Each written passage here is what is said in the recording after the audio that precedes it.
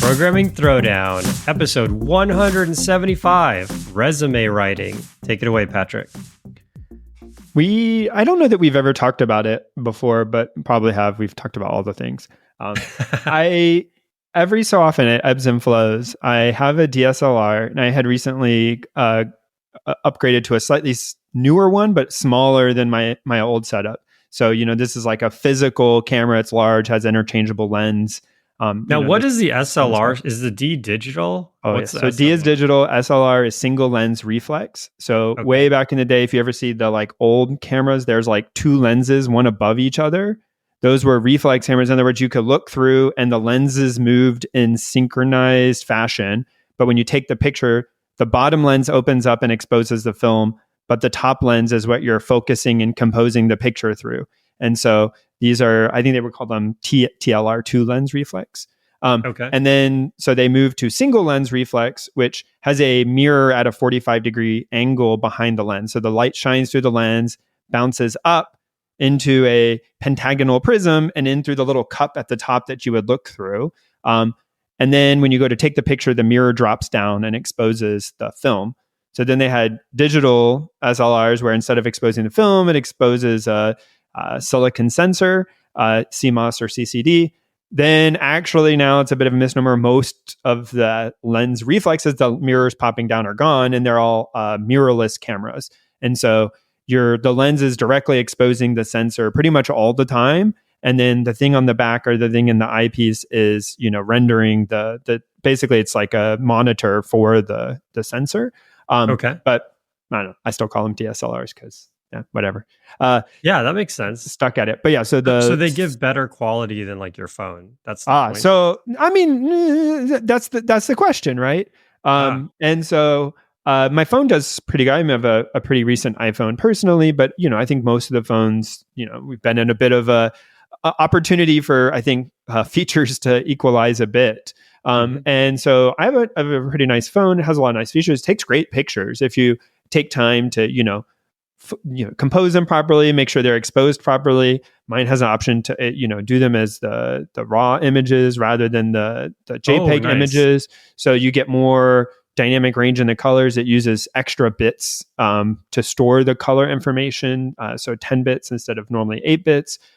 So you can do those things and it actually is pretty nice. But if you think about it, like just in your head, like the size of those lenses, the size of the chip that does it, however many megapixels they are, they're still physically very, very, very small. And so they deal with a lot of noise issues and they make up for it by, they sell so many of them, the amount of dollars they can spend to, do tons of software processing and have the best sensors and do all that. It is a huge factor rather than, these mirrorless cameras, maybe they sell, 1/10, 1/100th as many as they sell, whatever the top line phone is. And so they can't spend as much. But the physical size of the sensor, like you mentioned, can be a lot bigger. So they call it like a full frame. Again, going back, it used to be 35 millimeter film, which is 35 millimeters on the diagonal. If you have a full frame sensor, which is the one I happen to have, it's 35 millimeters on the diagonal. I mean, that's size that is like a huge percentage of my phone's total dimensions. Like that's a big sensor. And so when you go to take pictures, if you just look at them, in small size, they feel equivalent. Like if you just pick it up and snap it like you would with your phone, you don't really notice a difference. But again, if you take time to, get a lens that has maybe a bigger zoom and, that kind of stuff, you start to realize, there's a lot of more data that you can pull out. There's a lot more color you can kind of shift around. You can kind of change the exposure because the camera doesn't, when you go to take a picture, you don't know what you're trying to show. And if you notice, like if you go take a picture at sunset and you pull up your phone or even one of these cameras and you take a picture, it's trying to adjust the white balance. So, you're not necessarily seeing the colors and you're looking out towards a very bright part of the sky with everything else dark. And so it's trying to average out across the whole scene. Now in your phone, you probably have options, but people rarely use them.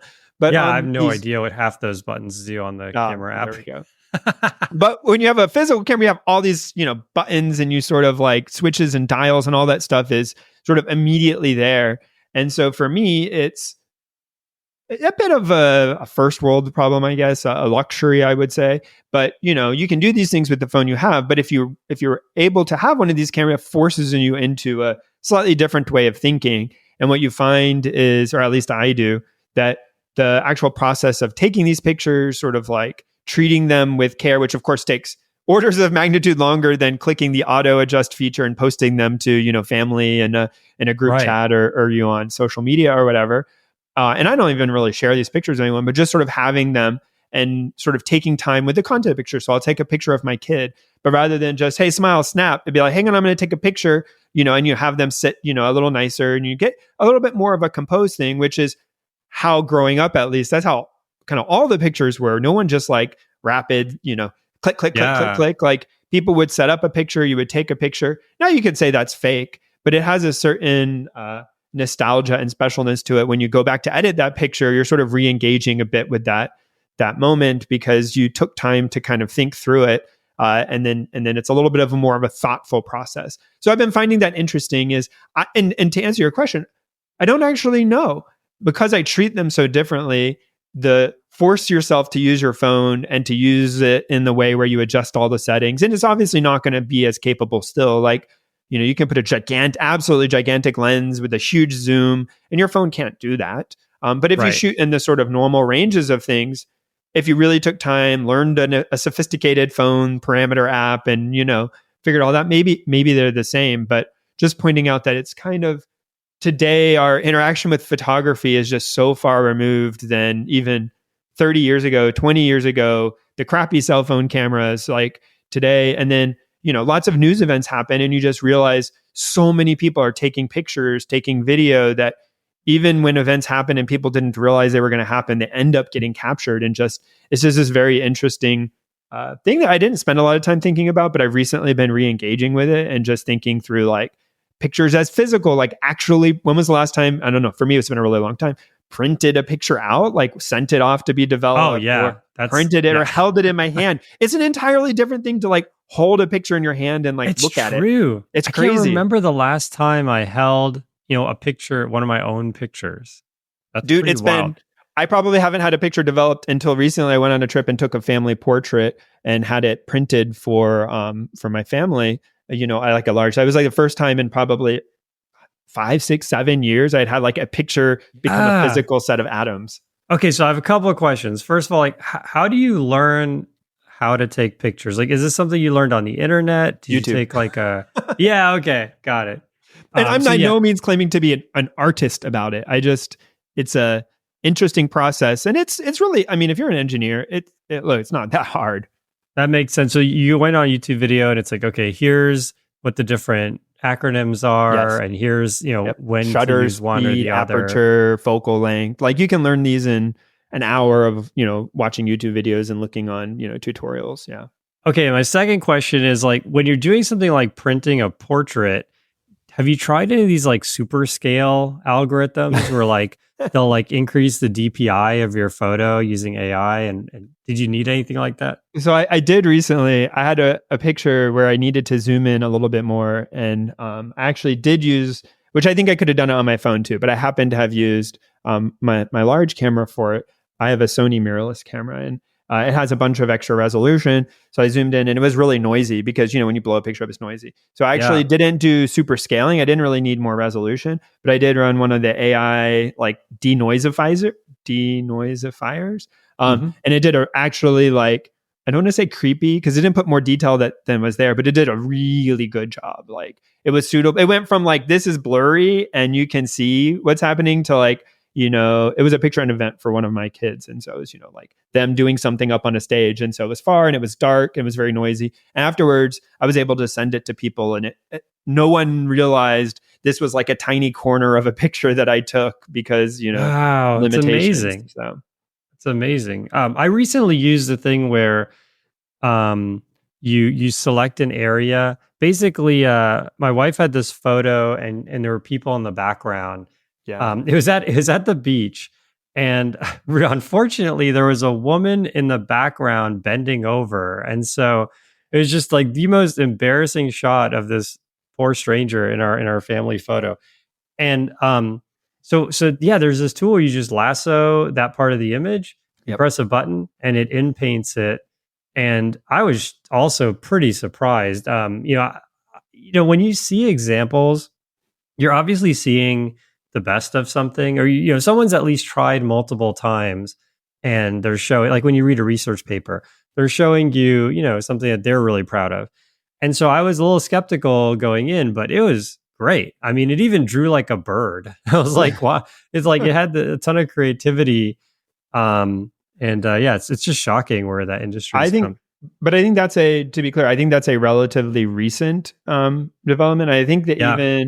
I believe I've seen some press release from Google has been doing some of that, that they are offering that in their Google Photo service and stuff too. But I know Photoshop or Lightroom added some of the things you're talking about, some others. But I think it's been like a 2-year kind of recent development. If you had Yep. tried this 5 years ago and you'd circled it, it would have done some sort of like color averaging, blur, texture stamping kind of thing. Yeah. Right. Versus it wouldn't have, like if you had a wave at a diagonal, it would have like cut a piece of a wave and put a nut, but it wouldn't have lined up quite right. It would have Yep. left a thing. And it's always been possible for people to go in and do it. It just would have taken enormous amounts of skill and time. Now you just, like Right. you said, you just draw a loop around it, tell it you want it, removed, and it will, hypothesize about what was there based on what was in the input. Yeah, I mean, it basically drew an even larger behind, which is exactly what I wanted. That word has become ambiguous in this circumstance because you did want behind. What was behind the person? But yeah. That's right. That's exactly. All right, we're degenerating now. We better get on to. No, people are like, "Where's the programming talk?" Oh God. All right, news and links. Let's see, Patrick, you're first. Okay. So this one is an article on the blog by, I should have looked it up, but the blog's name is Robert Heaton. So I'm going to go that's the author's name, called Pi Sky Wi-Fi. And they don't give actually, as far as I could tell in the blog post, they didn't give a ton of specifics about what they were doing. But the story is so funny, but I wanted to use it as per usual to like talk about kind of this. There's actually something really serious here. And what this person did is they kind of have a story. I believe it's probably apocryphal, but they have this story about they were flying in an airplane and they wanted to use the internet, but it charges you some amount of money that always feels like a little bit too expensive, but maybe. And so they needed to do this work. They were going to go, but then they realized they basically could go into their account on the website of the company of the plane. And that was not considered like accessing the internet. So they could, go onto the company's website, check flight times, go to their frequent flyer mile account, that kind of stuff. Then they realized within the frequent flyer mile, there were a couple of their account settings that they could edit, things like their name, or, you could imagine like your address. And then they had the bright idea of, wait a minute, I could just start editing these fields. And if I ran a program back home, I could, basically start parlaying information by, think like base 64 encoding. They use a different scheme, but, I could fill out one field as like a request for a website and have a server back home that could chunk up the website and put it into a different field that I could then read. And we could basically pass information at this super low rate, right? You imagine. Wait, let me repeat this and see if I understand. Okay. So the idea is, you can't get on the internet without paying whatever, some nominal fee. But what you can do for free is like, in Delta or whatever, you can watch movies. There's like websites they do give you for free. Yep. And you're saying one of the free websites is one where you can update, let's say, your first and last name. Yes. On the Delta account. Yeah. And so you're saying this person made his first name like google.com and then his last name is like the google.com website. Like another server is also editing the name. Yeah, like imagine it took the whole Google website, encoded it in, base 64 and put it in his last name. That would, of course, made it really easy. There are, of course, character limits. So, okay. You also need to chunk it up, which means you need a protocol, which means you're probably not doing it by hand. So he, had a script and then a proxy sitting on top of the script. Horrible idea. Very likely if they figure out what you're doing, you could, easily it's like tied to your account, right? Anyways, not a good idea. I would definitely not recommend. Yeah, don't try at home. 100 different reasons.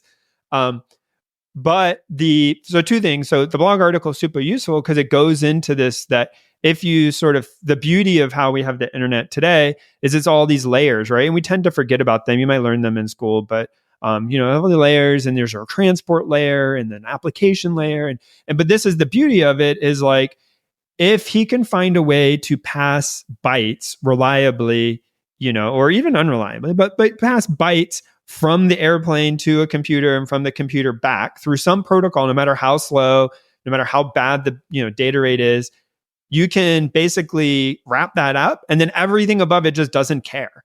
It may be slow. Like, you go to google.com and you wait 20 minutes before it loads, but it doesn't matter. Like, it'll work. Right.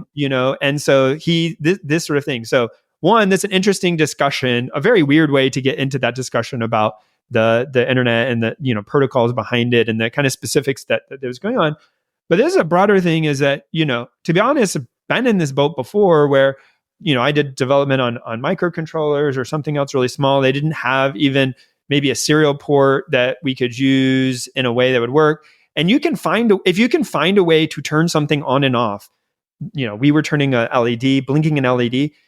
If you can do it and you have a way to sense it, you can establish a communications protocol. And so we had a thing where, like, we would do a run, we would store up a bunch of data, and then the thing would go into a mode where it would basically blink out ones and zeros with, dashes and dots, like the telegraph. And we had a little like photo cell that would record it. And then we would decode the zeros and ones, and we would get out the log messages. And sometimes I think we get into the state where we kind of forget about these things, that not that long ago, we were using telephones with audio sound to transmit the internet through, like, this is the way it was. But it actually is still true today. And there are times, if you're going to do, I would call those things kind of hacker things, where you're trying to get something out where you don't have full access, or not always, definitely not in an illegal way, but just in a sort of surreptitious way. It's just definitely a very interesting thought experiment to kind of challenge yourself, instead of just paying the definitely much easier, whatever, $10, $8 to use the internet. Instead, you do this horrible end around. But the point isn't the point. The point isn't like not paying for internet and getting this really slow thing. The idea is being creative and using the tools that are given to you. Yeah, totally. One thing that, just from a I guess, like, artistic standpoint, I really love the way that this person wrote kind of in the first person, and kind of like toggled between telling a story and then going into some technical details. I feel like it's really well done. I love it. Ends with I scrolled around the HTML and reflected that this had been the most and least productive flight of my life. There's of course cool. a problem there, where if you kind of need to fly twice, because the first time you kind of discover this, but unless you pay for the internet, you can't actually access your computer back home or set something up on the other end. So that's true. Yeah, you have to build it and pay for that. Yeah, that's totally right. But now he has the source code available. So, so anyone who wants to get banned, yeah, that's right. All right. My news story, first news story, is this video making animated characters with AI art.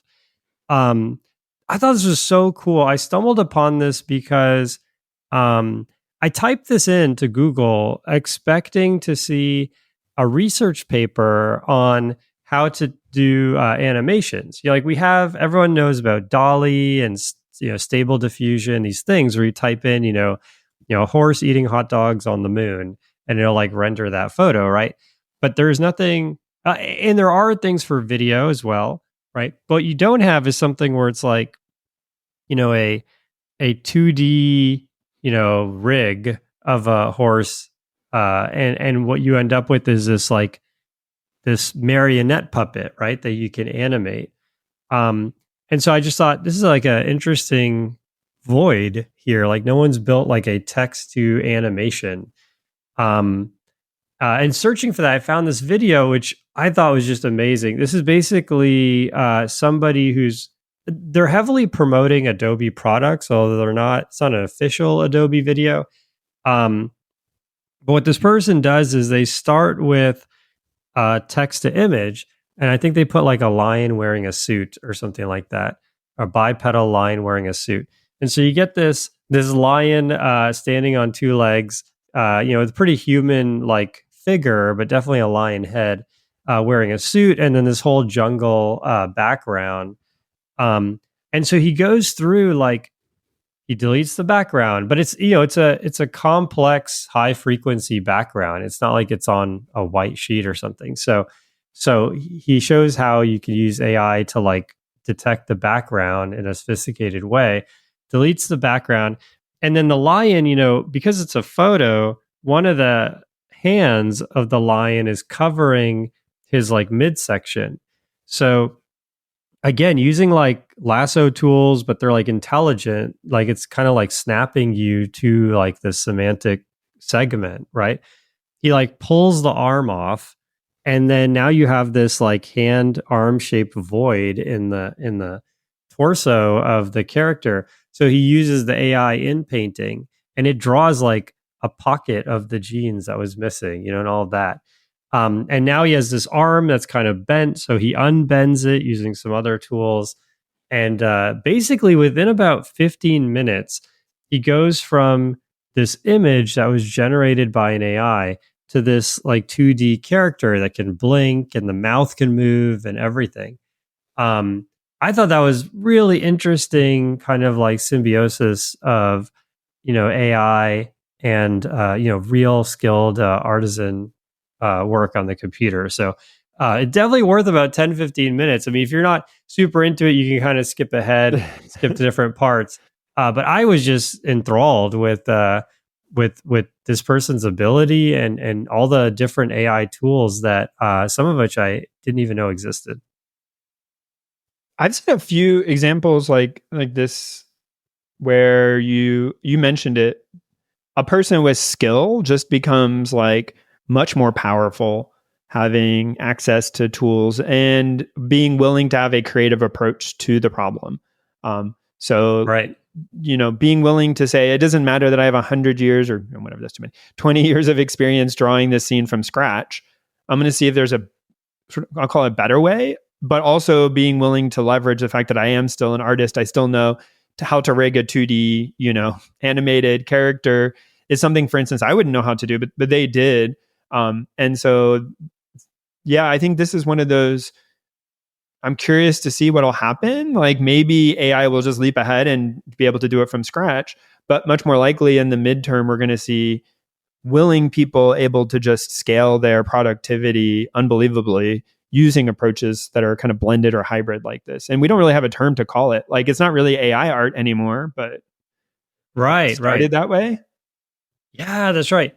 I have a friend who maybe AI assisted art or something. I have a friend who's in the games industry, and he goes to a lot of these conventions. And he said last year, if you went to GDC or one of these conventions and you gave a talk on AI art, someone would just like stab you in the back, in the heart, and drag you away. Metaphorically speaking, like the audience would just destroy you, rotten tomatoes at you. Yeah, there would be like no trace of you left on planet Earth. But this year he went to I don't remember where. I saw at GDC, but he just got back from another conference, and he said it's just everywhere now. He said, it is kind of like he described it as like COVID, where people tried to contain it, and then now it's just everywhere.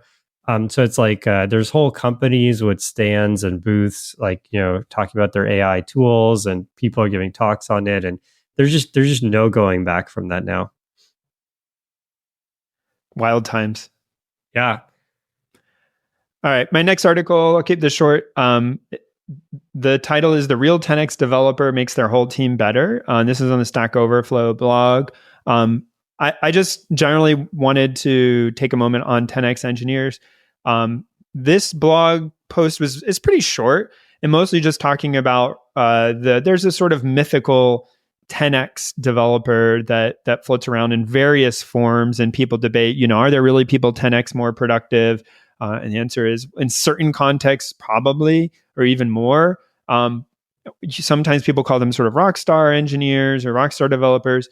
And the blog is trying to make the point that through a specific process, they were sort of saying communities of practice. I've heard them called centers of excellence, or people gathering together. And the real way to be effective is to basically help the team around you. And you really can 10x, an experience or the ability of your team to total output if you can really communicate, knit together, encourage good practices, mentor, like these kinds of things. And it really does resonate with me. This is something that has become, I don't know, like a pet peeve is exactly the right word.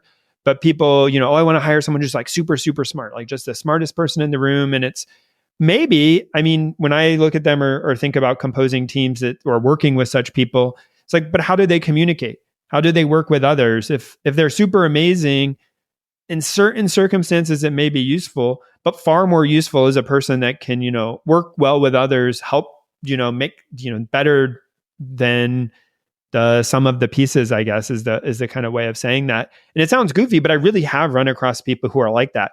They tend to be very giving, so they're not super, self-focused. They're always trying to look around and say, how can they help people? How can they improve the stack? How can they make tooling better?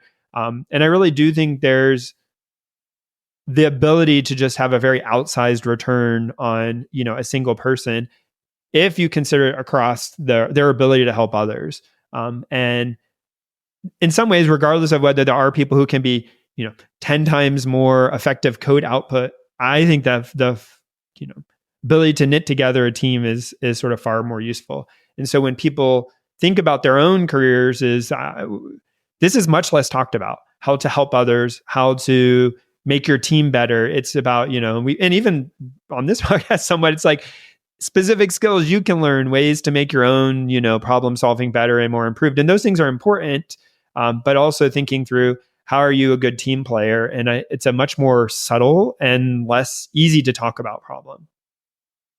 Yeah, I think that's fair. Totally. Yeah,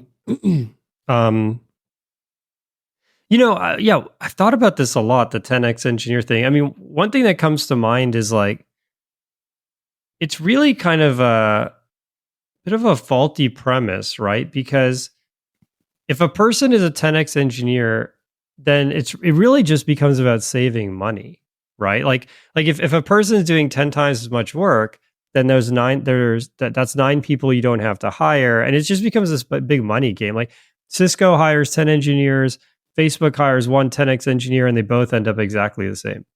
And I feel like it's kind of a false premise. I think that I think you're right. I think there's several different things that you can combine with your engineering skill that are very like in high demand and low supply. So I think engineers that are really talented and can also kind of coordinate and influence a team is that's a really hard combination to find, and those people I think do really well. I think engineers that are extremely multidisciplinary and can build a prototype by themselves, that is also kind of rare. Like someone who is, they talk about the mythical like full stack engineer, right? But really it's like, you might be a front end person, but maybe you have to train this AI because you have this idea that involves the latest AI and front end. And so the ability to just go in and learn whatever it takes to build like a 10% solution, a minimum viable product. I think that's a rare skill. A lot of people are stuck kind of in their niche. And when you can combine those two, it's like, okay, here's someone who can build prototypes that have, something visual. It could be internal, doesn't have to be perfect, but some kind of visual component and some interesting kind of backend component. And then like motivate that prototype so that a team can work with them to take that prototype into something that creates value. Those, when you start like finding the intersection of these very rare skills, that's when you start to get someone who is truly mythic. But yeah, it's I'm totally with you. I think, the idea that like you have this person who like can't is nonverbal, but like sits in your basement and writes 10x as much code as other people, like that never really made sense to me either. So it's good that people are continuing to evolve that.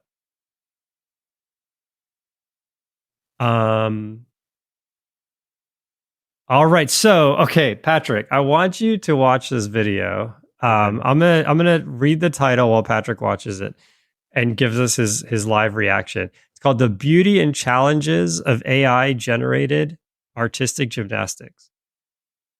Oh dear. Oh, this is Will Smith eats spaghetti. That's right. It's that, but it's with the Oh, latest oh, whoa, AI, whoa. which makes it even worse. It's like better than that. It's like version 2 for sure. Like it's much Yeah. better than that. But it's so much weird. Okay, I just watched a gymnastic shaped thing fall through the floor. Okay. So What? I don't. This is nightmare fuel, my friend. Why have you done this to me? so like Oh, at some point, it's like just don't understand. wait, but it's clearly obvious what it is. Like you can see legs and arms and gymnastics leotards. I don't know what you call them. But none of, like, if you pause any one of these frames and just showed it to someone, they would not, it would just be bad AI.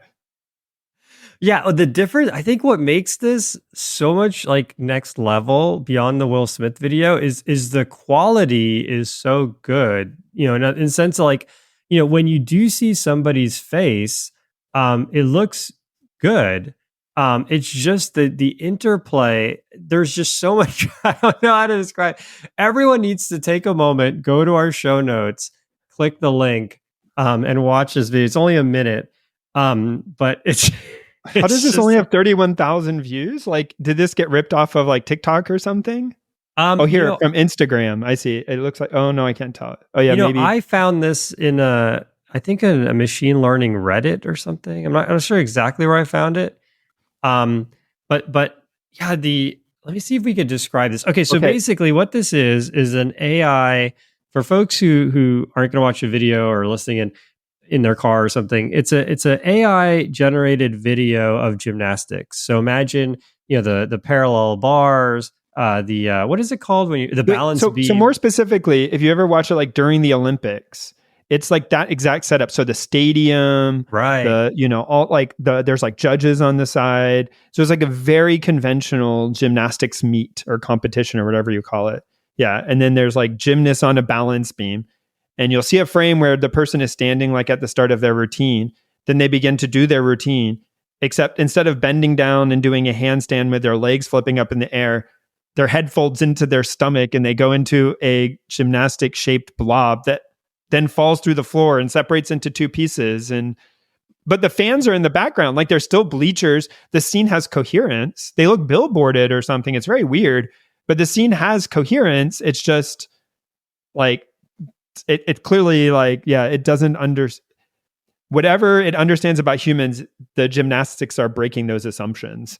Right. And you know, there's this contrast between the gymnast who is like, you know, just morphing between all these like aberrations. I mean, there's one where it's just like two sets of legs connected to each other that are flipping over each other. But there's this contrast between that and the people. You know, there's gymnasts who are preparing, or there's judges, and those people, because they have pretty low, emotional frequency, you know, they're pretty normal. But there's this person in the middle who's just completely, you know, like going through some crazy emotions. Yeah, and the equipment, although it bends weird, like tends to also be well rendered. But occasionally you do see people in the background, like oscillate. Like there's a judge in a suit, and then it transitions to a person in a white shirt sitting at a score table. Like yeah. The more you watch this, the weirder. I gotta stop watching this, dude. All right, I'm out. Yeah, I mean, it's one of these things you could just every time you see something different. But yeah, I think it's okay. Actually, I remember my point. Okay. So is it Uncanny Valley related? Because that's what I'm getting the vibes of. But yeah. Oh, it's definitely got Uncanny Valley vibes. My point is, I'm seeing a critical flaw. I saw it in 2012 when we did the AlexNet stuff. And then, you know, I saw it again with self-driving cars, also around 2012. And then I'm seeing it again where people who aren't in the AI field, especially investors, a lot of people with a lot of influence who are generally, you know, really smart people who are counted on their expertise, right? They fail to see that AI is this extremely multidisciplinary field, and being good in one area doesn't mean you're good in all of them. So if you have superhuman image detection, that doesn't mean you've reached superhuman AI. And I think probably what we'll see over time is AI like be less of a focus, and us to like break down AI into more of these subfields, right? Because with self-driving car, you know, the detecting of stop signs and pedestrians and these things became superhuman, right? Early on. Um and so people thought, oh, well, you know, we're days away, right? But the reality is the policy, like knowing when you can break the rules, knowing like, okay, there's a set of road cones here, but that really means that that whole area is off limits. Like the road cones are kind of telling you this lane is shut down. Like all of the common sense there, we're well behind humans. But because we're superhuman on the image stuff, people kind of translated that. And so, you know, I think we talked about the in painting and how good it is and everything in the beginning, but it's good for people to know that like there's still like entire fields of AI where we're just massively behind. And I think this kind of shows that. I think, you know, merging AI with kind of something that's like physically plausible or just having continuity is something that we don't really know how to do very well yet. This one, yeah, I mean, I think there's lots of extensions. So gymnastics specifically probably is very difficult because the poses are very uncommon in the training data. Like the people are, to some extent, I mean, superhuman's the wrong word, exceptional human. Like these people are very elite in a very specific set of skills. So they're doing things that are far outside, like standing on your hands as an example. If you looked at imagery across human, you know, civilization, the amount of people standing on their hand at any given time is super low, right? Yeah. But during a gymnastics routine, you spend huge amounts of your time like hands down, feet up, right? So there's problems with that. And then like you said too, I think there's all these layers and layers of nuance and semantics that just, I don't know if it's the same, but it feels similar to when, you know, my software is done and it's like, well, maybe like we are very bad sometimes at identifying the quote unquote hard part, or the part that'll take the most time. And so you get people really excited and then you, kind of see it tip over and fail. But the in-painting example is a good example. Like you in-paint in this way we're saying, and if it fails, it's very low risk. You just do it again or you try in a different way. Right. That's very different than I have some security camera and there's a tree in the way. And so I'm going to in-paint the tree and like use that as like anything could show up there. People are going to get confused. Like it's a very, you know, risky endeavor. Like that's not, you would go, oh, that obviously isn't going to work. And it's like, well, maybe. I mean, that case, it seems pretty obvious. But to some people, you may show them that and they may be thinking like, oh, it can see through leaves and it's like of the tree. And it's like, that's not really how it works. Yeah, I'm going to in-paint my stock portfolio and it sees, oh, there's this Enron-sized hole. But you probably could find examples where it worked great for whatever reason, just by happenstance or whatever. Like, you in-paint and it predicts the stock trend. And then you think you can just in-paint as a way of doing stock trading.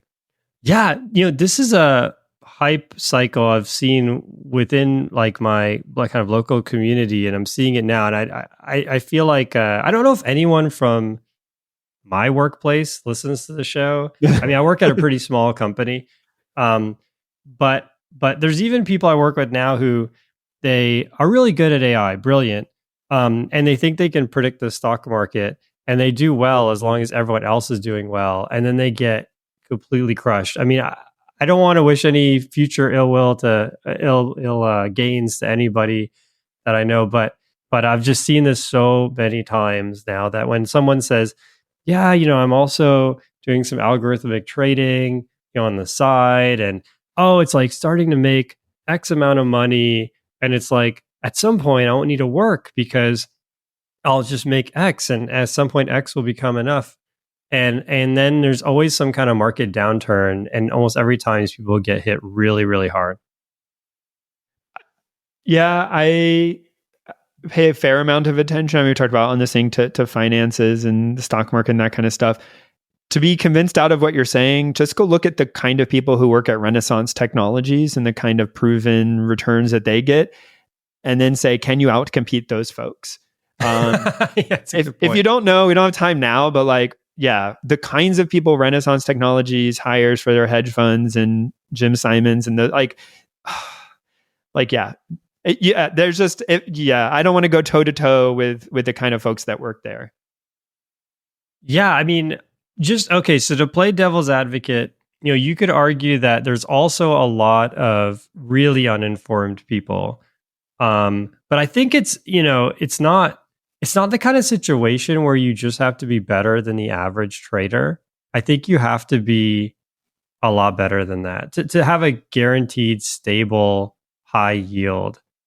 And so just saying like, oh, I know AI and I can use it and be better than like the 50th percentile trader probably isn't enough to quit your job, for example. Yeah, I would say it a little different but kind of the same idea is if when you talk to these people, and I'm no expert and I'm not trying to gate you and you do whatever you want. I don't really care. Like, yeah, this is not financial advice. If you lose all your money, it's not our fault. A lot of the success stories are, survivorship bias. One, that's true. Two, they were doing this at a very different time, 40, 50 years ago. I think, like you said, yeah, there's a lot of the meme stocks, but if you see the people who go up against on the other side of GME, the GameStop, and how wrecked they get, even though that they're well financed, like trading against it, maybe even not. But then the thing is, I think a lot of the people I hear saying what you do go to, it's like a certain corner of the internet, but experts don't hang out there. And so you get a lot of other people who are talking about algorithmic trading specifically as a really bad one, and Python scripts and things you can share and bots. And people are more than happy to sell shovels to gold miners for technologies and data sources and this kind of stuff. And they're not illegitimate business. I mean, they're just trying to help people. But if you go spend time listening to, industry podcasts or people who are sharing a little bit, and just the amount of consideration. So not just volatility, but the curve of volatility as you go through the expirations and options and how hedging and the various Greeks and the various inefficiencies or efficiencies of options versus futures. And when you start talking to most people who are doing the kind of like, oh, I see, up and to the right returns, they have to make an argument that stuff is irrelevant, that it doesn't matter. All that matters is number go up. And that's a very reductionist view that could be true, but most likely isn't. And so you're playing a gambling game. And if you want to play that, that's fine. But you probably need to go learn about all those other things and at least say they don't apply, or you've considered them and determined them to be irrelevant, rather than, I didn't even know that was a thing. Yep. Yeah, exactly. All right. We'll go to book of the show. Patrick, you're first. What's your book of the show? All right. Mine is The Three Body Problem by, okay, we're going to try it. No, I don't know. Okay. Cixin Liu. I can't say it. All right. You can look it up. The Three Body Problem. This was a book I had read a while ago. I thought I must have talked about it, but I looked it up and I don't think I have. And it is written by a Chinese author, which is super interesting in science fiction because I feel like it feels very different to a lot of Western science fiction that's written.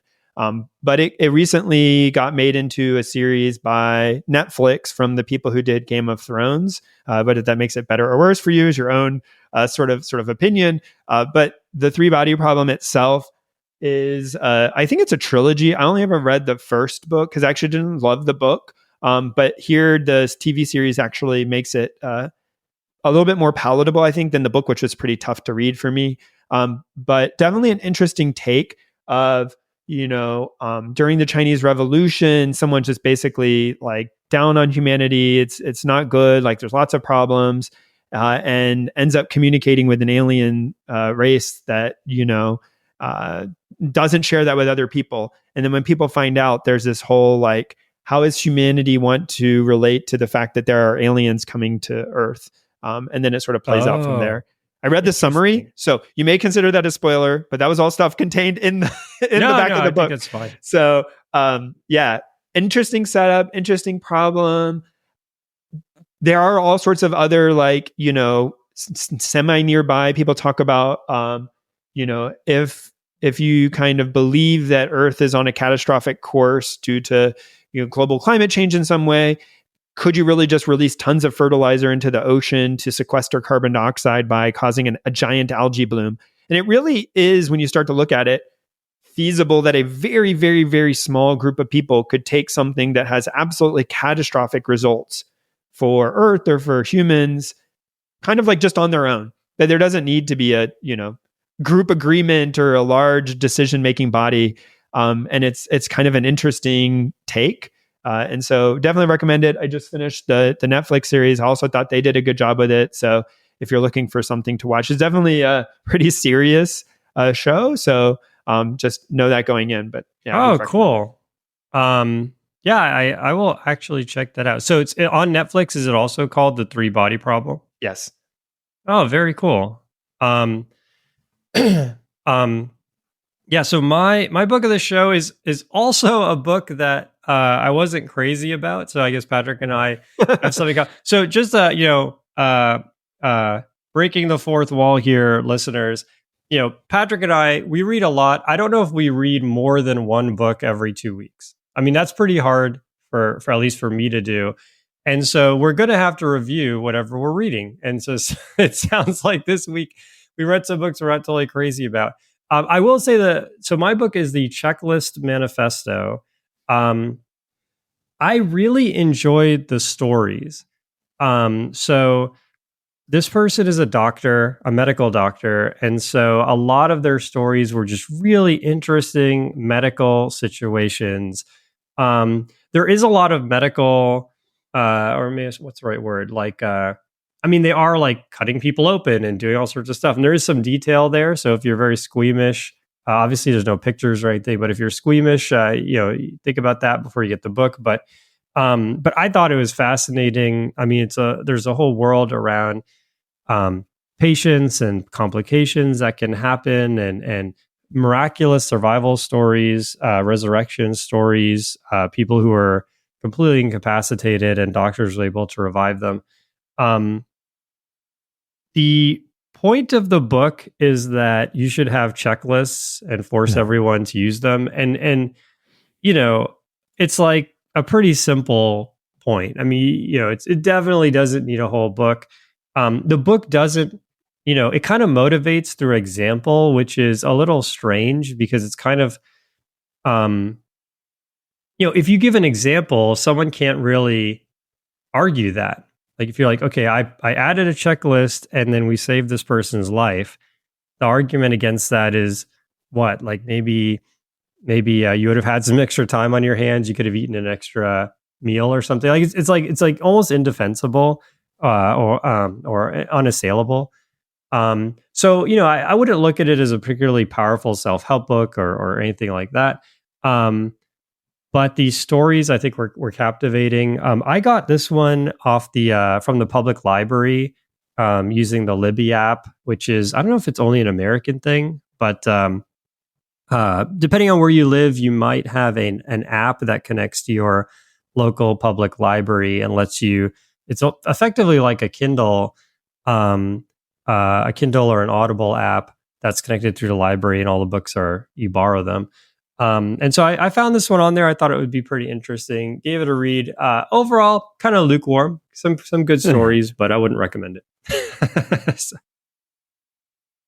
All right. Tool of the show. Well, say something I actually did enjoy, I just finished playing, not to 100%, but I finished the main story for Super Mario Brothers Wonder. I don't know that I've talked too much about Nintendo Switch games, so this is a little bit off topic, definitely not a tool, but I really enjoyed this game. To me, it was just like, for where I am in life, it's the right complexity. It was fun and challenging. I didn't just, rip right through, beat every level. Some levels were a bit of a challenge, but nothing was too challenging. So, anytime I did sort of a session where I sat down and played the game, I was able to make good progress. And it is not super, super long. So I was able to feel the accomplishment of beating it, and the sort of style and approach and whimsy of the a sort of 2D platformer, but rendered in a 3D view. And the kind of goofiness, it doesn't take itself too seriously. It's not dark. It's just sort of very lighthearted. It was a very enjoyable game to play. And so if you've not checked it out and you have a Nintendo Switch, I mean, I'm sure you've heard about it, but I definitely give this one a thumbs up. I really enjoyed playing it. Cool. How does it compare to, there's a Super Mario, I think it's called Super Mario Wii 3D or something, but it's on the Switch. Have you played that Mario one? 3D World or Super Mario? Oh yeah, something like that. So that one is 3D, I think, if it's the one I think about. I think there's another Super Mario Brothers, new Super Mario Brothers game as well or something, which I didn't get into. The 3D World I really liked, but it's in 3D, so there's a bit of a, I don't know, there's a different thing to playing 2D. It sort of allows them to be more creative in the limitation. And so I kind of, maybe I'm just old school, I kind of prefer the 2D over 3D. And I don't like when the games get like super hard. There are certain Mario games I think get very punishing in their complexity. Yeah, the one I was thinking of is actually called Super Mario U Deluxe. Oh, okay. That's one with like Mario and Luigi. Yeah. Yeah, that's the one I have now. It's okay. I think it is pretty difficult. I mean, I was able to get through it, but my kids get pretty frustrated with it. I wonder if Super Mario Wonder is a little easier. I tried that one. I didn't get into it nearly the same. For whatever reason, the clicking, there's probably different development teams. I know I'm not I'm not into it enough to sort of look, but this one was definitely very well done. Oh, cool. Maybe I'll check it out.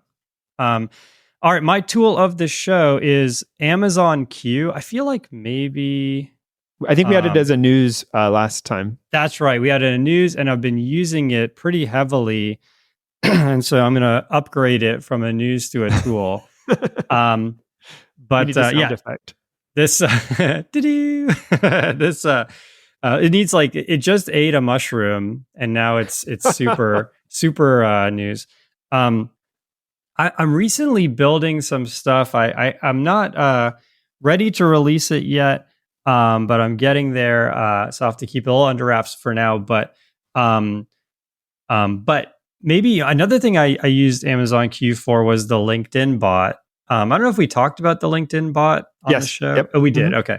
So I used it for the LinkedIn bot. I'm using it now on this new thing I'm building, and it's amazing. Like some things it does really well are if I'm refactoring something. So if I'm taking some code out of a function, taking some code out and making it its own function, then I'll cut that code, create a function, paste it there, and then I'll go back to the place where I cut the code out, and Amazon Q knows like call the function.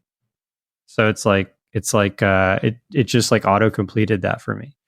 And so there's just like, there's so many things where, and when it hallucinates, the way it works is it's just like autocomplete where you get this shadow of what it wants to write. And if you press tab, that shadow becomes a reality. And if you do anything else, it just disappears. So you kind of get used to this like phantom code in front of your cursor. And over time you get used to sort of being blind to it when it's doing something that you don't really expect. But then you get this like wonderful surprise when it actually does auto-generate exactly what you wanted. And it'll even, sometimes it'll auto-generate whole paragraphs of like maybe 5-6 lines of code.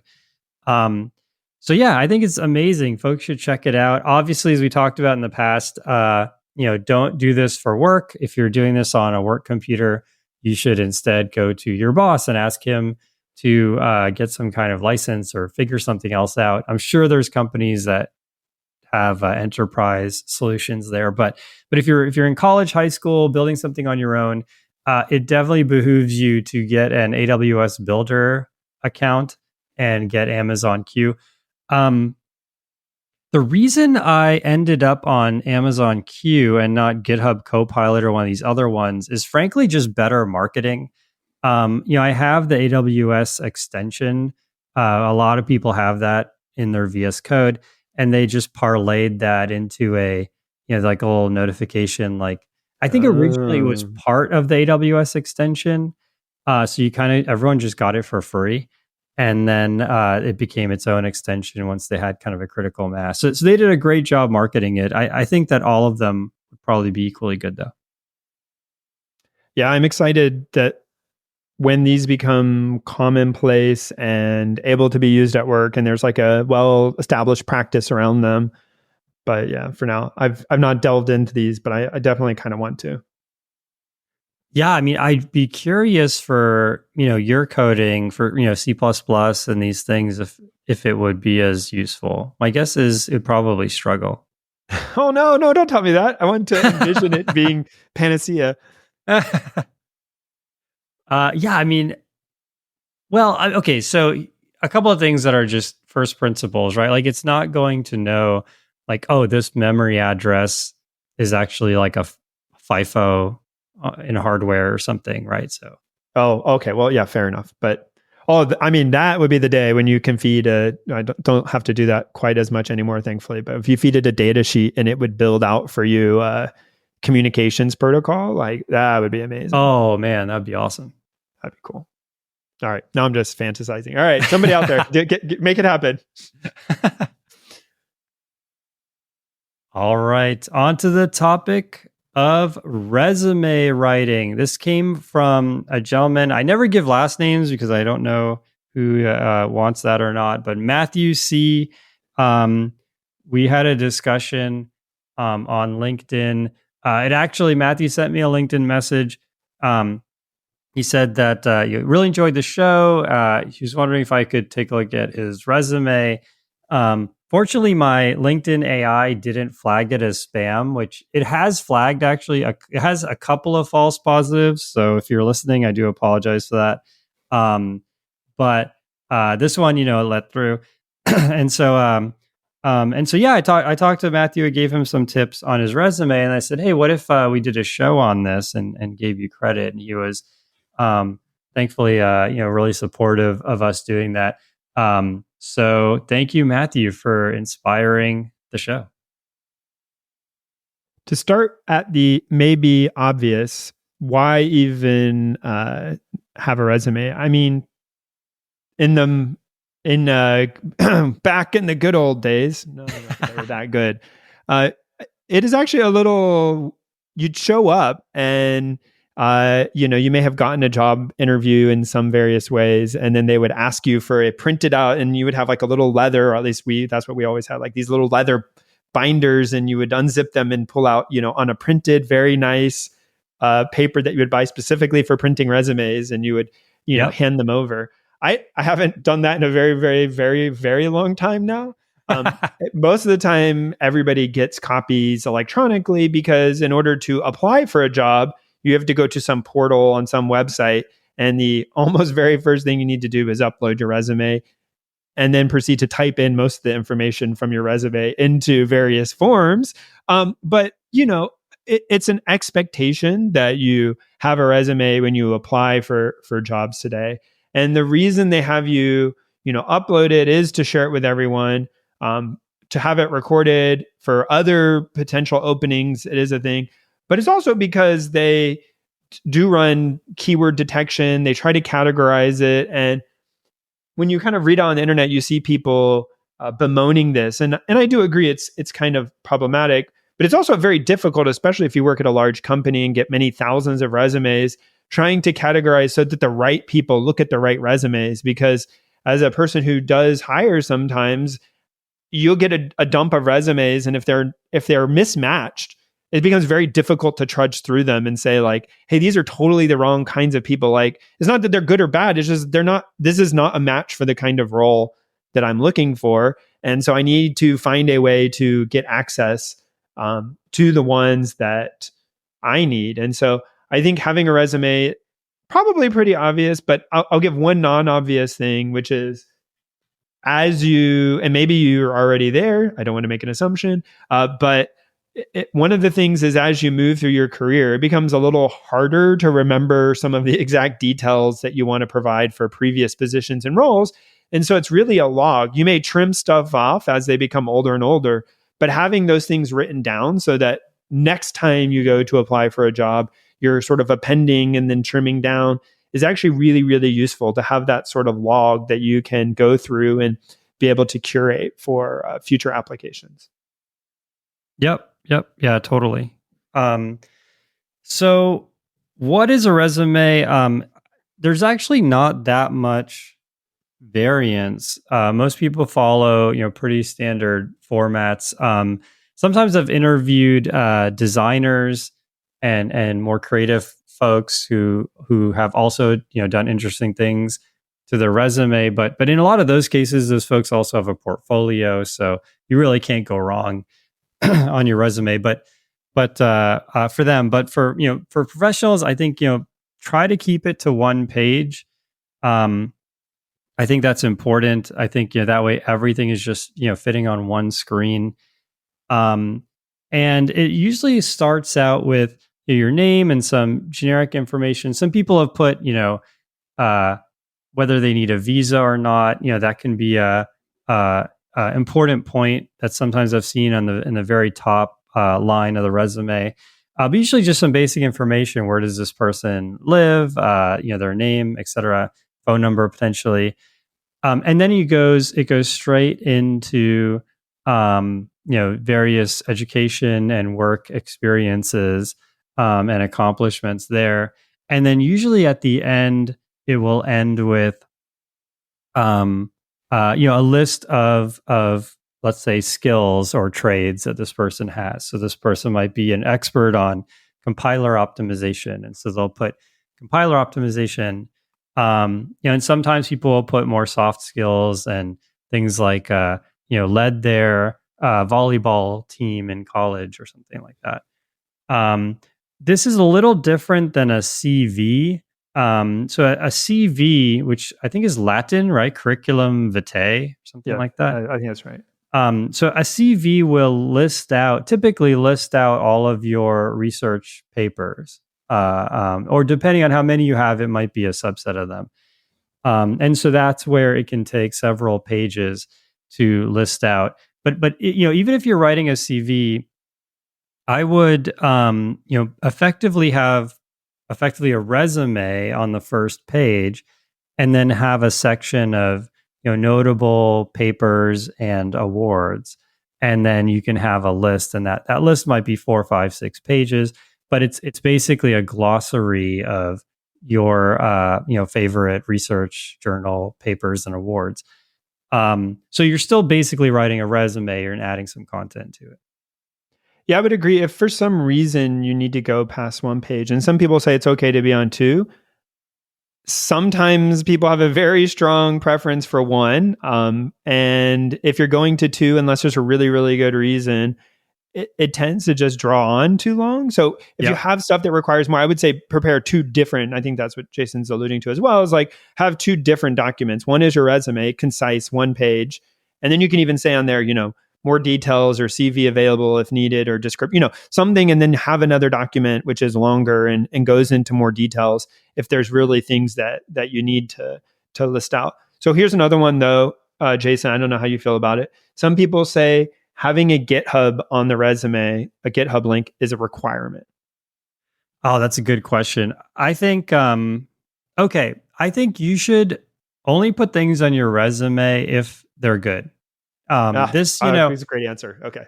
Yeah, I mean, I think this is your resume is not your autobiography, right? Your maybe your autobiography is also rose tinted, but if I was to write an autobiography, I would definitely call out all the extremely dumb things I've done in my life, along with all the things I'm proud of. So this is not that. This is supposed to be the absolute best side of you, no flaws, nothing. And so your GitHub could be the best part of your resume, and I think if it is, you could have an entire section dedicated to that. I've seen that work to really good effect, where they'll say, "Here's a personal projects section," and the header will have their GitHub, and then they'll have a bunch of projects. And if they're popular, they'll have stars. If they're not popular, a good thing to do is to say kind of what technical problem this solves, and maybe what projects it's similar to. So if you built, for example, an automatic differentiation engine and a DSL language for that, then you could say, similar to PyTorch. And so, you built your own. Obviously, it's hard to eat into the market share of PyTorch or TensorFlow, but you built something on that, in that milieu. So yeah, I think generally it's really, really important to have that kind of portfolio, just like any artist or creative person would. But don't just put your GitHub and you have like 0 repositories or something. That's not helpful. Yeah, I agree. I've seen, and I know people who say you have to have your GitHub, but there's a lot of personal preference here. But if you put your GitHub, I think you're saying there's important to have spent space on your resume to put. So I'll go visit it. And if I go visit it and it's like, oh, you just have various forks of projects that, require you to fork it for some reason, or like configuration files, or just things that are obviously, class projects where you started with the template. Yeah, it just doesn't feel like, what this isn't helping me. It's not really hurting me, but like I would just leave it off and save the person the time if there's not something there that you're really trying to show off. But I think it can depend. I think some people don't hesitate. If you have stuff, even if it's not having a lot of stars or isn't really popular, if it's code that you wrote, that you worked on, you should be proud of it and you should put it. But if it's code that you just copied or forked, or was a group project, I don't know.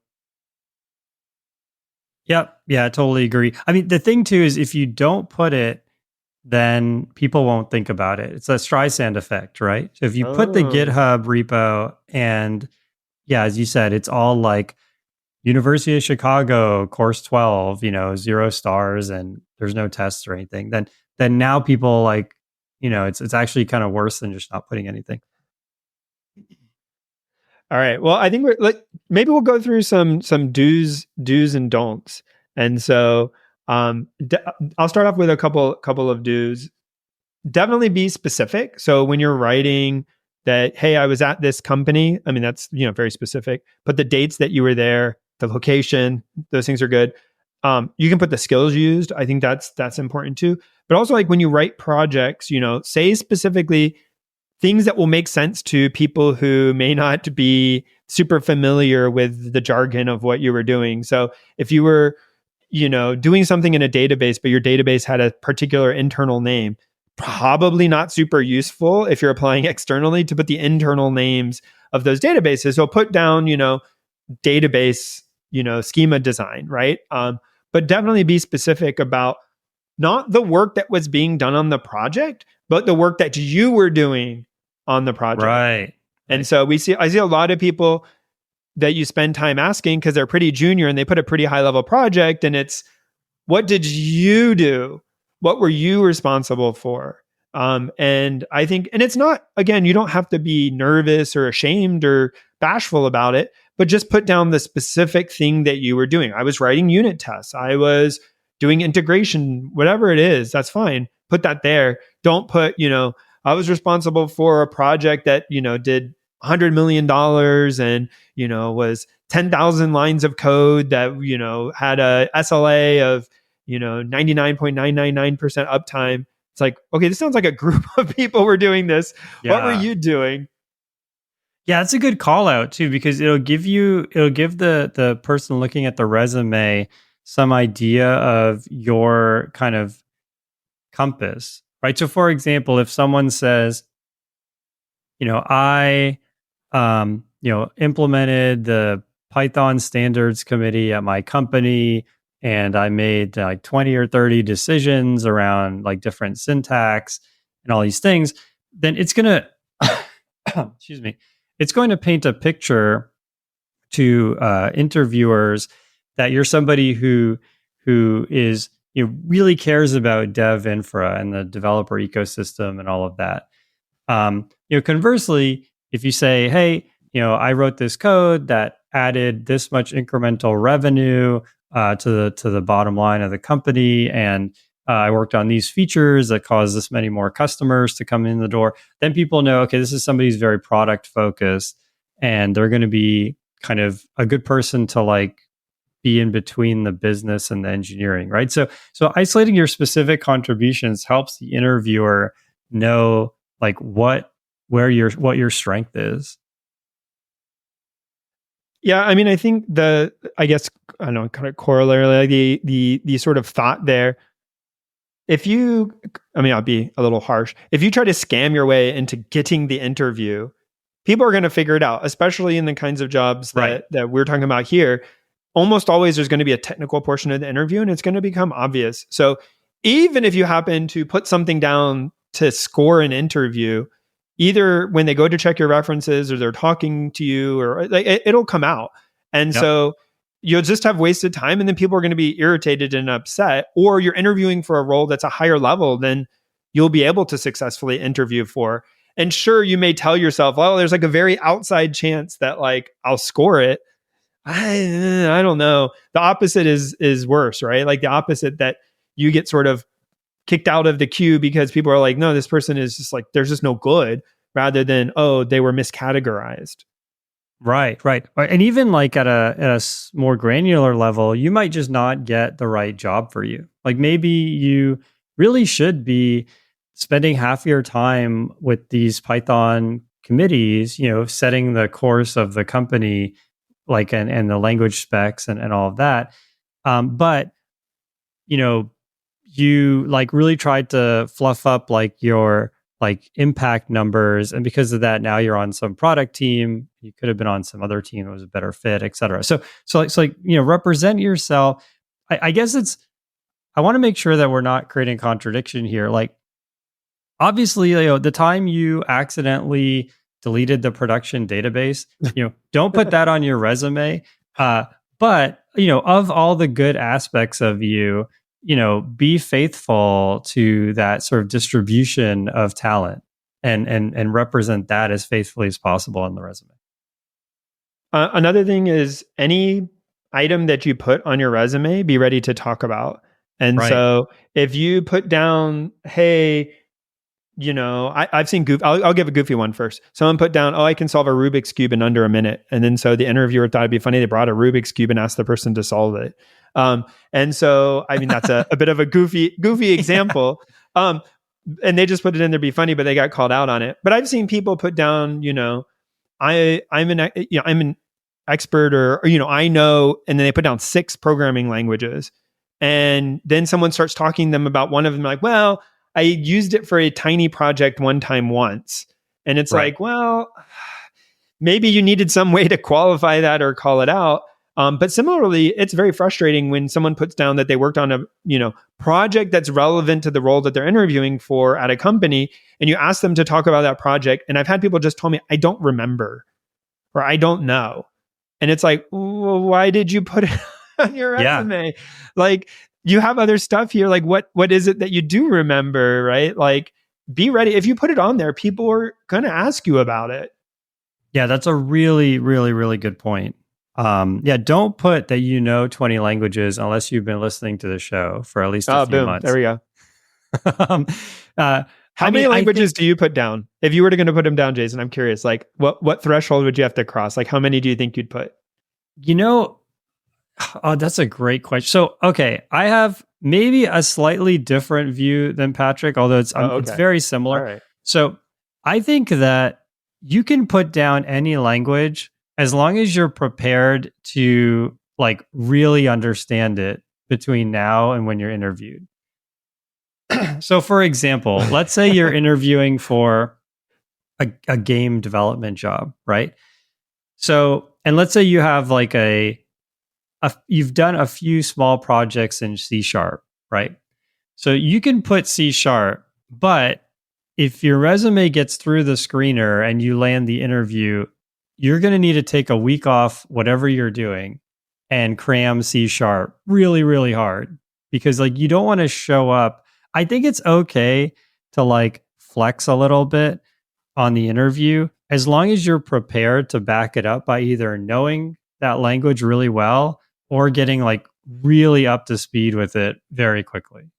Okay, so I will accept this, that you say that if you're willing to at least do one of the technical interview programming problems in any language you put down. Right. Yeah, okay. We're on the same before page. the interview. Okay, I will buy this premise. All right, so how many? Oh, how many for me personally? Yeah, how many would you put? Again, not saying like you might be +1 because you are trying to target a specific job and it's close enough to something you've done. I'll buy that. But like, how many would you feel comfortable putting? Yeah. So here's what I think for me personally, obviously different for different people, but I think that if I cover like the 3 or 4 most popular ones for my profession, so in my case that would be Python, Yep. C++, JavaScript / TypeScript, and what would the 4th one be for AI? I would actually, I would probably put something to the effect of like Bash, Unix kind of scripting. I mean, I haven't thought about this in a while, but something like that. All right.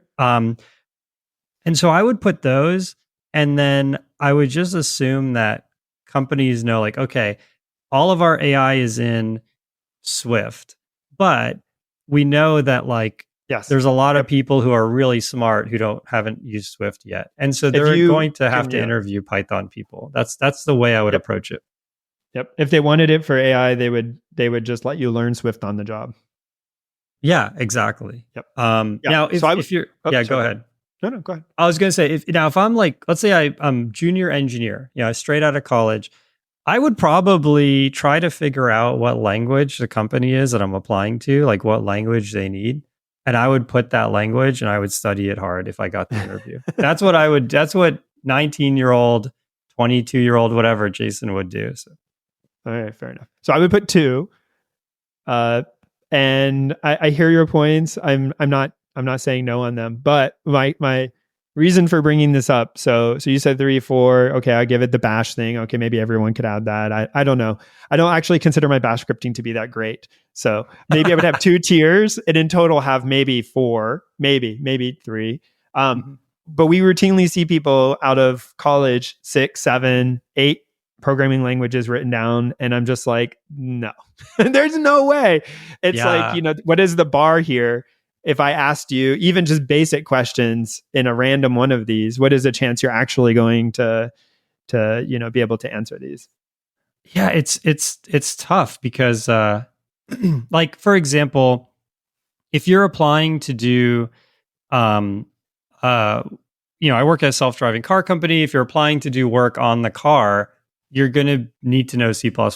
And so literally people who don't have C++ on their resume, the resume just doesn't make it through.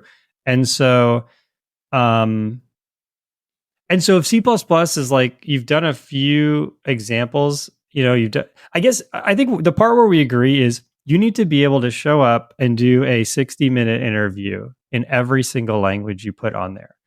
Now, I think that it's probably not too hard to get to the point where you could do a technical interview in 6 languages. It doesn't mean you've had years of experience in any of them. But yeah, I guess, this is a interesting topic. Okay, there's some variance here. In your example, I've hired people who I needed to know C++. I'm going to ask them, oh, okay, use this hash map, standard unordered map. What's the default insertion policy for standard unordered map? Hey, what is that like? What is this thing going to look like? What is, if you have this kind of error that, equates to a symptom of a Stack Overflow, what is your suspected reason why? Or I'm going to write code up on the board that introduces an, array index out of bounds and asks you, hey, what's going to happen here? And the answer is undefined. And then we should talk to what are potential things that could happen. So, see, that's totally different. See, what I had in my simply solve. No, that's an extension. That's if I needed a specific language and I wanted to check that you actually know that language. But so this one's interesting. Okay, so this one's people should be thoughtful about. Yeah, in my mind, I had this mental model where, like, you're using one of these tools to interview, right? Like LeetCode. What are they called? You're saying I could write LeetCode problems in one of these 6 languages. Yeah, right. But you're that's totally right. So that's an interesting thing, right? Let's dive into this. So if someone puts, let's say, Python as one of their languages, but they're a junior engineer, They graduated last year from college, right? Or they got a bunch of Coursera certificates last year. Or let's stick with C++. Let's say they only have one language and it's C++. They'll probably still not be able to answer those questions, right?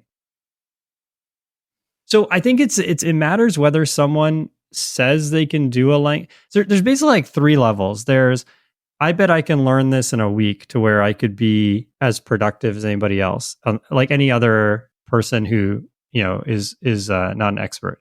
Then there's like, I could fix like weird problems, and then there's like, I'm a guru. It's kind of like there's 3 levels, probably more than that. Don't put guru on any of them, just as a side. Don't ever put guru. But you're right. I think if someone this sort of transcends the number of languages, right? If someone just puts C++, they're really not telling you whether they can pass the kind of questions that you just asked. And I wonder if there's maybe a way that in their resume they can. Yeah. All right. So I'll amend what I'm saying based on what you did. I think when you list them out, maybe having tiers, like, I don't know, not as experts, like proficient in, and then maybe a couple languages, proficient. I'm trying to think of like wordsmith it, but like proficient and like, familiar with, and then maybe a few other languages. Oh yeah. Right. Something like that. But I'll admit, I think you're right. I wouldn't be harsh. So I'm not going to bring someone in and ask these kinds of questions unless, and we didn't talk about this, when you're listing out your experiences, you should definitely write what languages each one of them was primarily in, or which language or languages each of them was in. So I'm going to look, if I need someone with actual years, not out of college, but someone who says they are a C++ programmer, because I go look in their resume and it says they spent 4 years in this project doing C++, then I'm going to expect them to have some day-to-day. I mean, I was trying to give extreme examples to evoke a response, but like I'm going to expect them to have some familiarity if they've listed that. That totally makes sense. I think that's actually the way to do it, because all these things like expert, guru, proficient, they're all very qualitative, right?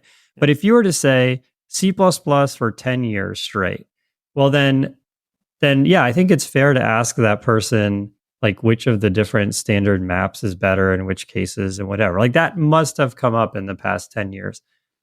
So yeah, I think that's a good way to go about it. We've made progress. The world is a better place. That's right. So don'ts on your resume. The biggest one is don't have mistakes. I had not a mistake, but something that was confusing on my resume where, and I think you probably had this too, Patrick, where, I was a student and I was working at the same time. Now for master's degrees is very common, but it's not very common for PhD students to also work. And so this really threw people for a loop. And, and what ended up like really helping here was that I put very specific dates. So originally I put, I started my PhD in 2004 and I finished it in 2010 or whatever it was. But instead I put really specific, like, okay, this is the day I started. This is the day I got a master's degree. This is the day that I worked. And then this is the day I finished my dissertation.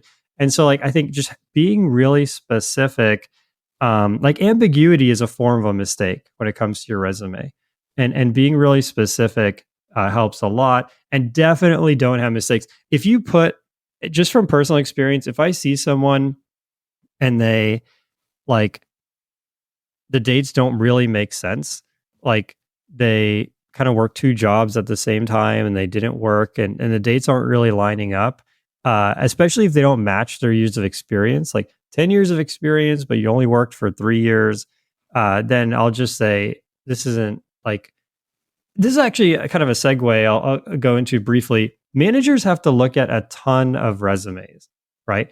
And typically we'll only need to hire 1, 2, maybe 3 people at the most at any given time. And so the goal isn't necessarily to like spend an unbelievable amount of time to get the absolute best person and squeeze out every single % of the interview experience to be absolutely flawless, right? And knowing this actually helped me a lot, even as an interviewee. Like, I'll get rejected. I don't apply that much to jobs anymore, to be honest. But there was a time where I was really, when I was changing jobs like a few years ago, I was applying to a lot of jobs. And in the past, like sometimes I'll get rejected for really weird reasons, or things seem like they'll be going fine and then radio silence. And what I've realized is that the system is trying to trade off, the manager's time with, having the perfect possible interview experience. And so, if you have a bunch of mistakes on your resume, the manager will say, like, this is going to eat up a lot of my time. I can just skip this resume and get somebody who's probably as good and save myself from having to ask all these clarifying questions, right? So mistakes are really not good. Try to avoid them. Look at the resume. Make sure that you don't have a cover letter that's for the wrong company. I've seen things like that. And just be really diligent. It's important. I think the other thing that is a mistake is I have seen grammar mistakes are not, I'm okay with that because not everyone has English as their first language, but sometimes like spelling mistakes to where you said, like it creates ambiguity. It's like, I don't actually know what they're saying here. And especially if you're looking for someone on it, like they did this one thing and this one thing tells me maybe they have prior experience here. And it's written in a way where I can't parse what it's supposed to be saying. Like Jason said, the company I do right now, like there isn't even really a good mechanism for me because I can't reach out to that person directly. So I have to go back to HR, ask HR to reach back out and like, hey, can you like, it's just not a thing that likely happens unless I really, really thought there was good potential in a resume. And so you can get kind of bumped out for relatively small. So have people who aren't like just family, have your family read it and just say like, is this reasonably clear to you, even though you may not understand some of the terms? Do you see any spelling mistakes? That kind of thing. Yep. Another very simple one, don't put images. So my company, yours probably too, Patrick, pulls the text out of the resume. And so images really mess that up. I've seen this where it's just the information is just totally corrupt, and then you have to click on the resume and all of that. And so there's probably folks who didn't even make it through the screen because of all sorts of weird artifacts that came out of the images in their resume. So just avoid that. There's not really a reason to do that. Related is, we're going to do this in a second, but I'll just combine them here, is not just images, but people will use like colored sections like, gray and then a darker gray for like each experience of work to give visual separation. Looks great. I don't know, whatever. Some of I think they get printed on a fax machine and then scanned in, but sometimes we end up with them. They're super hard to read. The contrast is destroyed. The text extraction could fail under such circumstances. If you go to a job fair and you're handing a physical resume, sometimes like that's the one that goes in the system, even if you upload one later. So just be aware, like, in my opinion, two things. One, don't use a fancy template, like with lots of image bullets and just like very as simple as it can be. It needs to look nice, but it doesn't need to be complex to be looking nice. And try not to, certainly not using any colors besides black and white would be my opinion. Try to keep it black and white. Try to make sure it's like the most parsable, like the easiest to scan in. If someone gets a black and white copy or a, decimated version of what you uploaded. And so really, really do keep it simple. And this is specific to our slice of engineering. If you're an artist or applying for, a summer job, I don't know. Those probably have their own sort of ways people like, maybe a spritz of cologne or something on the resume helps. I don't know, but none of that's going to help here. And like, it's just going to create more problems. Yeah, totally. I mean, my college experience, I built a lot of different things. And I really wanted to show that off, but you should send people to landing pages for those things. So my resume was all black and white, but it had hyperlinks to pages, which were then had some nice like design on them. But yeah, I think the resume is just not the place for that. I just think that you have to appeal to both the people who are looking at it and this sort of lossy, partially autonomous system that's going to do all the pre-screening. And so you have to be careful there. Another thing I wouldn't do are, put these like qualities of your character.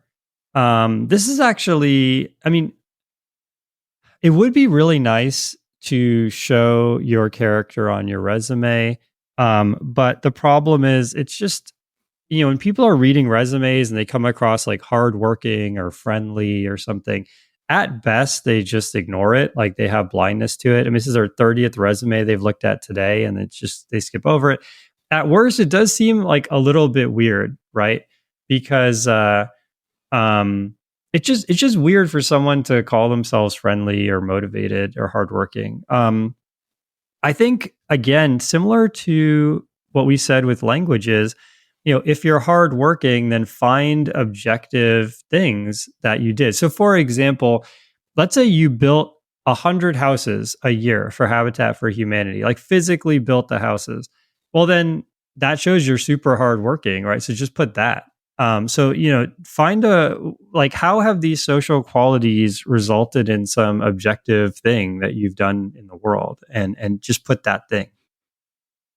Yep, I agree. And I mean, this extends to the interview. We're not talking about interview prep right now, but everybody's on their best behavior on resumes and on the thing for the most part. So if anything, so two things. One, everybody's saying they're hardworking and motivated and willing to work long hours or whatever they think. Like, I'm not saying anyone should or does do that, but like whatever they think will, get them the job, everyone is pretty much trying to do. And on the other side, the people doing the interview assume those things. So they assume that people are on their best behavior and are that way. And so, like Jason said, it's really better to show than to tell. And if you need to put it don't make it too flowery. Like it just, because then people think you're kind of like overcompensating for something. Like, why are they saying they're so hardworking? It's very weird. Yep, totally agree. I think we didn't really have this in the do section, kind of, but we'll cover it now. Is I do think it's important to call out your what do you call it? What would you call this section? Basically, like I think it's like hobbies and activities. Yeah, sure. Extracurriculars. Yeah, extracurricular. Yeah, exactly. So one thing I put on my early resumes was that I ran like a volleyball team. I played in like 3 different volleyball leagues. And so I gave people the impression like, okay, here's somebody who like can be on a team, can lead a team, can like play a sport pretty regularly for a long period of time. And I think that way I didn't have to put things like motivated or something, or friendly or something. So yeah, definitely I think extracurriculars are good. I wouldn't put things that are controversial because again, it's like if something is really polemic, right? And half the people will love you, half the people will not like you. I don't think the people who love you are going to pass you in the interview if you're not competent. But I do think the people who don't like you will make your interview really difficult. And so it's kind of a lose-lose situation. So I would avoid putting things that are just like polemic like that. But for things like sports, charitable things, I mean, these things are great for your resume. So I think a little bit about briefly resources, how to produce your resume. So because of all the other things we've already been saying, I think it's pretty much any reasonable text editor would be fine. But even just using Google Docs to produce it, it really shouldn't have requirements that it be fancy and needs to be done in, Adobe Illustrator or something. I mean, if you want to do that, it's probably because you're looking for a job related to that. But for our field, at least, I think it should be able to, Google Docs is free. On the Mac, I usually use Pages or Microsoft Word, just something that in general is, text focused and does allow you a little bit of formatting. I mean, do format it to look nice, but don't go overboard. Yep. And just a general rule, if you're doing something, you really want to think about the audience, right? And so I'm going to link a podcast that I listened to that's geared towards managers. It's literally called Manager Tools, the podcast. And they have an episode. It's actually a 5-part series on how to scan resumes. And so, like, putting yourselves in the shoes of someone who's looking at your resume, I think can really help you in writing your resume. So if they say something like, if there's too many colors, just throw it in the garbage, and you're looking at your resume that you created in Adobe Illustrator, it'll kind of put things in perspective. So yeah, I think this is a great chance to see kind of what other people see when they look at your resume by listening to that episode. That's great. And then I think you put this on here, but I mean, for the programmers out there using LaTeX to do their markdown version of the resume, I guess is an option. It's going to get made into a PDF anyway, so I guess that's an option. Is that how you do it? Yeah, the reason I use LaTeX is for a CV. It helps with like the references. That now I remember. But I wouldn't recommend that. Even if you're a PhD student, there's probably better ways to do it nowadays. I think the important thing is what Patrick said. Use the tool you're comfortable with, and the tool that is pretty popular, and don't try and do it in an image processing tool and create something that's really ad hoc layout wise. All right. Well, to wrap, like last statement here, I think we're running a bit long, but hopefully this is useful.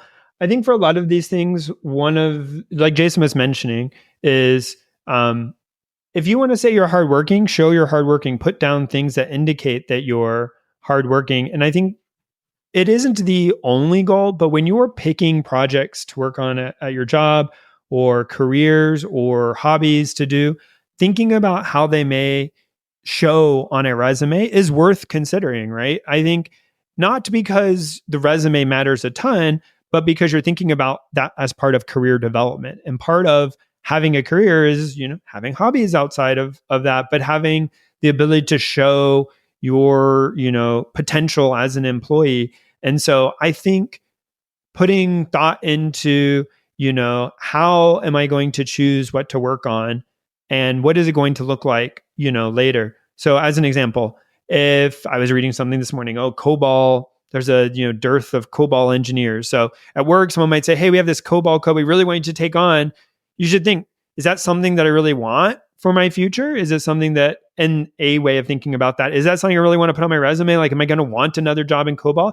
I mean, to be fair, it could be really lucrative. It's an interesting bet if there really is going to be a, scarcity of COBOL engineers. But if it's not something that's going to make sense there, then you might want to find and see if there's an alternative or something else within reason. Not, again, as maybe the only thing you think about, but trying to consider how that might look. People do this all the time for university applications. They think in high school, what should I be doing to get into a good university? You're going to work a job probably a lot longer, or can work a lot longer. People can work 4, 5, 6, 7 years. So even putting a little bit of thought towards, over that time, how do I compound things that will help me be marketable is very important. And I think as a manager, it's something that I try to think about for my employees is, I'm not trying to retain them by making them unmarketable. I'm trying to make them feel like they can stay here by continuing to let them do things in a way that would be very marketable, because then they're going to feel no need that they're trapped, right? They're doing things that they know they could parlay into other careers or other jobs, other places, which makes them content and happy and growing. Yeah, that makes a ton of sense. Yeah, I mean that's a great call out. I think just the last sort of call to action is you're if you're in college, you might think that your the work to kind of like build yourself up is kind of over. Like, oh, I get my job and I never have to look at this resume again. I can just throw it in the garbage. But no, like you're I think it's always good to kind of keep that in mind. I mean, definitely there's several different reasons to take on a project or a job, but that's definitely one that you should keep up there. Cool. All right. This was awesome. We covered a lot of good material. If folks out there have other resources, other tips, feel free to throw it on the Discord or on the Patreon group. Thanks everyone who have given us their patronage on Patreon. We really appreciate it. I did ask in the members only section, what kind of perks do folks want? Do folks want to have like a Zoom call with us? Do they want us to look at their resumes? Like what sort of like Patreon benefits are folks interested in? And I think there's as Patrick used the word earlier, sort of a survivorship bias here, where the folks who are in our Patreon really just want to thank us for the content that we give everyone for free. We do really appreciate that. But I'll ask to the general audience as well, if there is something interesting that you think we can do as part of the Patreon experience. Always just throw us an email, throwdown@gmail.com, or throw it on the Discord or in Patreon. Thanks a lot. Thank you, everyone.